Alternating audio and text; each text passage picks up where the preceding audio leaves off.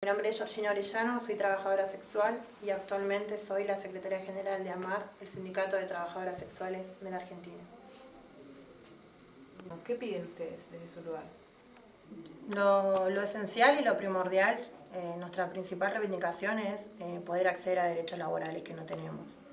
Que el Estado argentino reconozca el trabajo sexual como un trabajo, que nos ampare a todas bajo un marco legal que nos saque de la clandestinidad en la cual hoy por hoy estamos y en ese vacío legal en la cual hoy tenemos que ejercer el trabajo sexual, que deroguen todas las normativas que están vigentes en nuestra provincia y en nuestro municipio, que terminan criminalizando el ejercicio del trabajo sexual y exponiendo a nuestras compañeras a una mayor vulneración de derechos, pero sobre todas las cosas es acceder a derechos laborales que hoy por hoy no tenemos, como lo es la obra social, los aportes jubilatorios, acceder a la vivienda digna. O sea, son todas políticas que nosotras, por trabajar en la clandestinidad y en una total precarización laboral, no podemos acceder. ¿Y vos por qué crees que el trabajo sexual sigue sin estar regulado? ¿Por qué crees que el Estado no decide regular el trabajo sexual? Y yo creo que hay muchos intereses de por medio.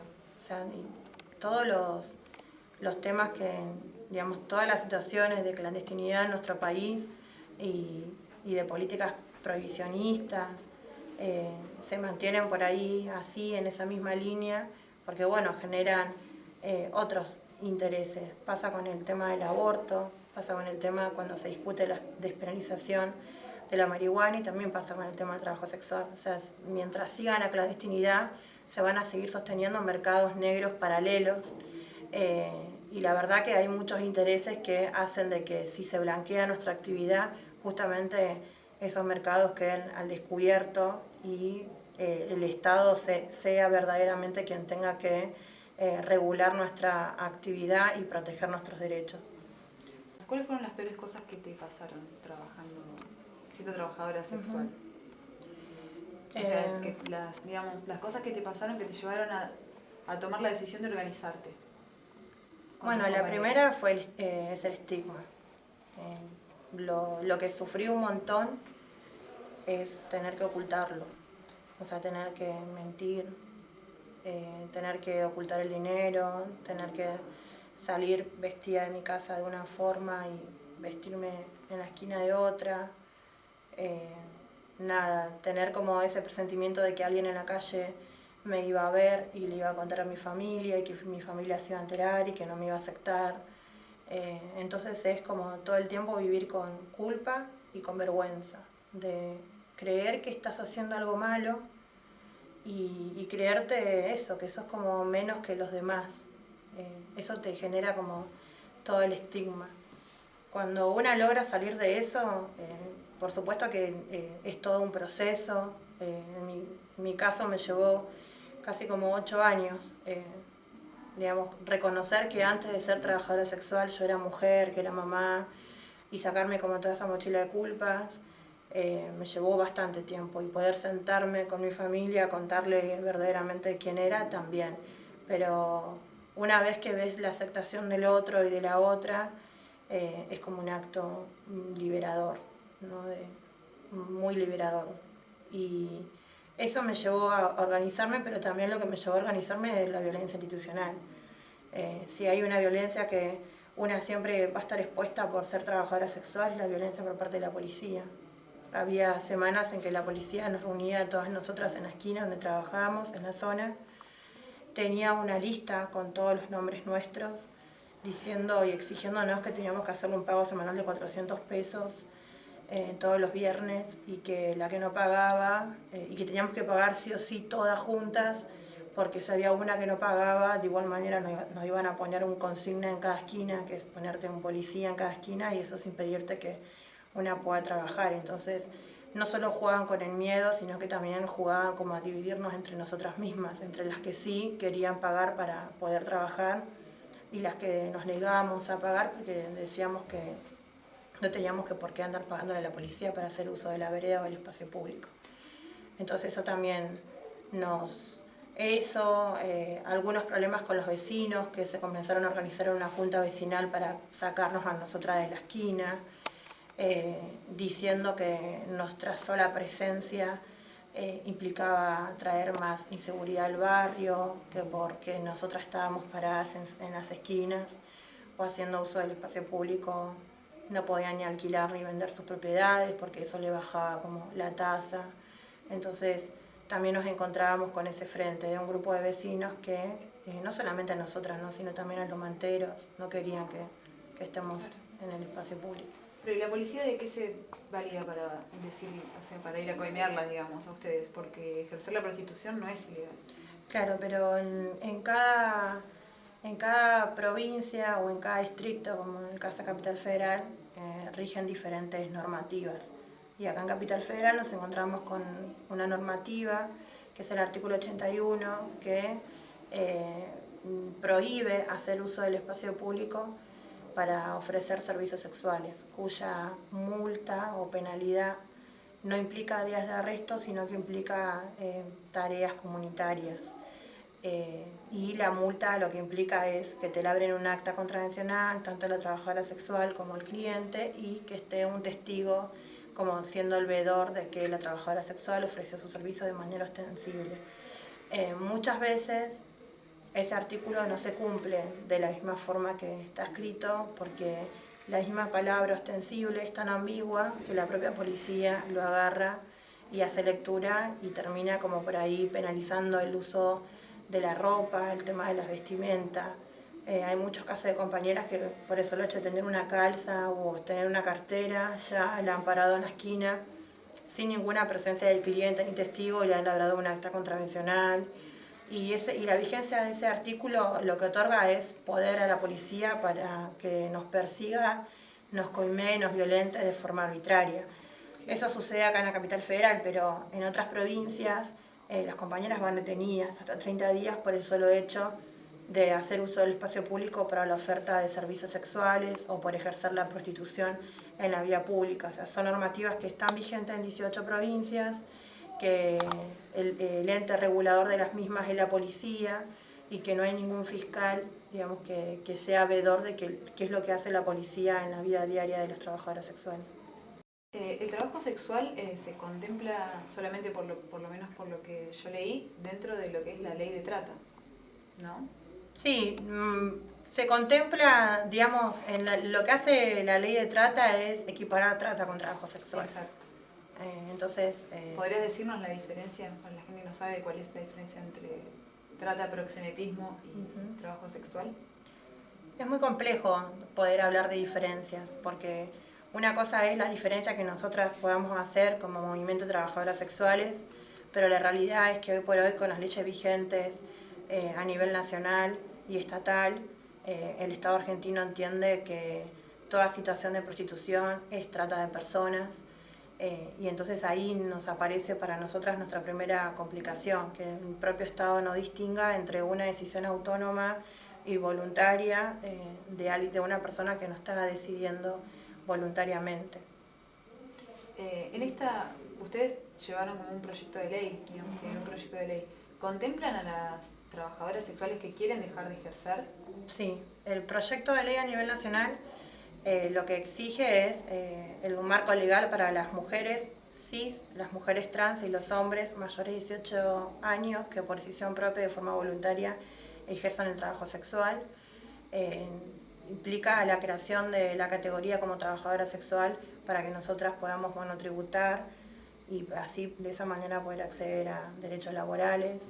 Se exige el reconocimiento del trabajo sexual autónomo, por eso a través del monotributo es que vendríamos a obtener esos derechos.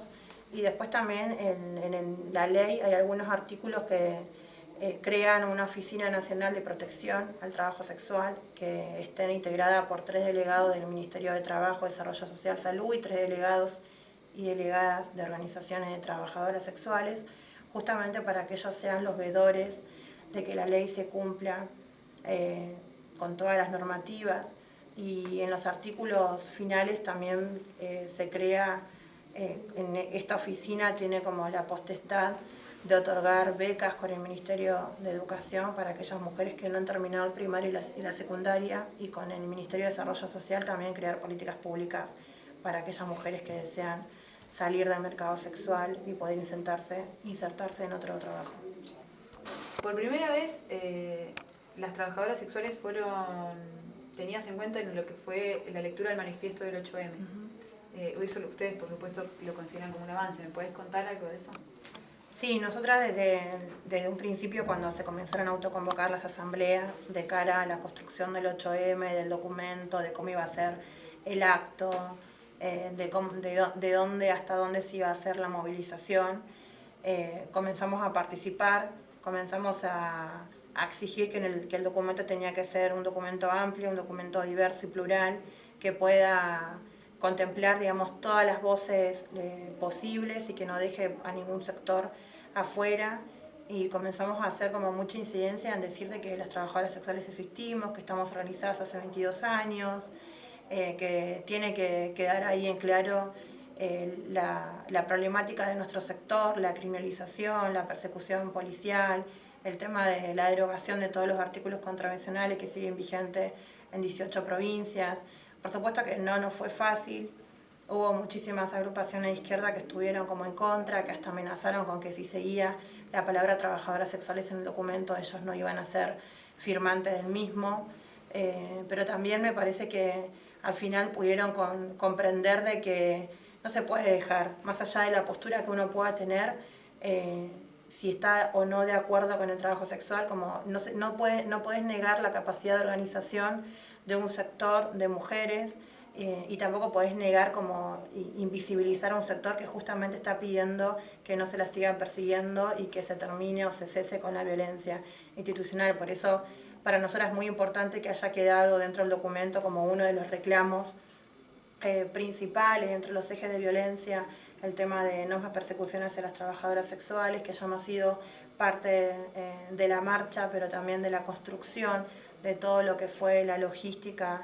de la marcha del 8 de marzo, y somos uno de los pocos países que las compañeras pudieron avanzar en eso. Hay en otros países que hasta se le ha prohibido a las compañeras trabajadoras sexuales que sean parte de la movilización. Entonces para nosotras es un avance a nivel nacional y también regional, y me parece que hay que seguir como en todos los espacios levantando la mano y visibilizándonos, intentando poner en agenda nuestras problemáticas y abriendo cabeza. Pero hay un sector de la sociedad que cree que justamente el trabajo que vos haces tiene quizás un nivel de explotación mayor. ¿Vos qué le dirías a esa gente o cómo les explicarías que en realidad no pensás que es así? No, yo creo que en todos los trabajos te encontrás con situaciones, con malas condiciones laborales y con situaciones de explotación. Eso no tiene que ver con un trabajo en sí, sino que tiene que ver ya con cómo está hecho el sistema, ¿no? El sistema capitalista.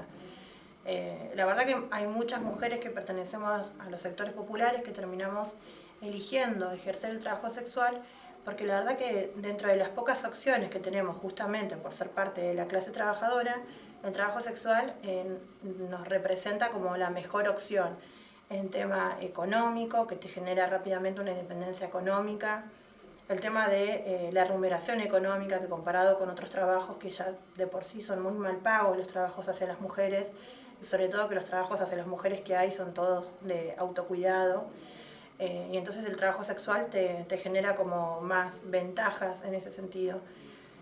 Podés elegir, si ejerces el trabajo sexual de manera autónoma, podés elegir qué días ir y la cantidad de horas. También hay que decir que dentro del trabajo sexual también hay trabajo en relación de dependencia, que son compañeras que dejan un 50% de sus ganancias en un departamento privado, en una casa donde trabajan, y cumplen una cantidad de horas, entre 6 y 8 horas diarias, pero que aún así, habiendo ahí una situación de explotación, ellas deciden ejercerlo porque sienten que es la mejor opción con los otros trabajos a los cuales están como expuestas a ejercer. ¿Qué crees que cambiaría con la ley de trabajo sexual? Bueno, principalmente es que todo un colectivo de mujeres podríamos acceder a derechos que históricamente se nos han sido negados, pero también creo que cambiaría un poco la mirada social con respecto al trabajo.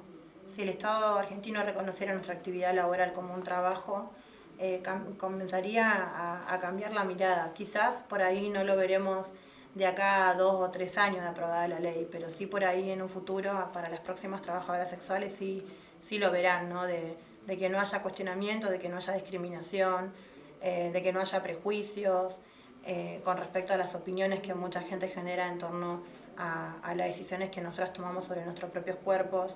Entonces creo eso, que cuando uno se le da cuando a un sujeto político se lo saca de la clandestinidad y se le reconoce sus derechos, como comienzan a cambiar un montón de cosas. Vamos a tener un montón de canales para poder denunciar situaciones que nunca las denunciamos por miedo a las represalias que podíamos tener, por miedo también al estigma de tener que ir a denunciar a una comisaría, de que la propia policía nos pide coima por el solo hecho para dejarnos trabajar y ejercer el trabajo sexual en la vía pública o en departamentos privados. Creo que lo importante es no solo acceder a derechos, sino que también con ese marco legal comienza a cambiar un poco la mirada social. Bueno, Georgina, muchas gracias. No, ustedes. ¿Algo más? ¿Que cambiaron el significado de la palabra puta? Ustedes dicen ser putas feministas. Sí, al principio nos molestaba, como a toda mujer, siempre le molesta que te digan puta, porque cuando te dicen puta es justamente para intentar descalificarte, ¿no? Y fue toda una discusión hacia el interior de nuestra organización de por qué teníamos que nosotras seguir regalándole esa palabra patriarcado, porque si hoy por hoy la palabra puta se sigue utilizando para intentar estigmatizar y delegitimar la toma de decisiones de las mujeres que hacen sobre sus vidas, es porque hay un sector de trabajadoras sexuales que está estigmatizado y que es perseguido, porque no por nada no se elige abogado o policía como insulto, ¿no? Sino que se sigue eligiendo la palabra puta porque, bueno, las trabajadoras sexuales no estamos incluidas en este sistema y seguimos siendo estigmatizadas. Y en el debate interno que hicimos fue decidir de que no íbamos a regalar nada más al patriarcado y que íbamos a tomar nuevamente la palabra puta como una identidad política para sacarle toda la carga peyorativa, todo el estigma y hacer una palabra reivindicativa.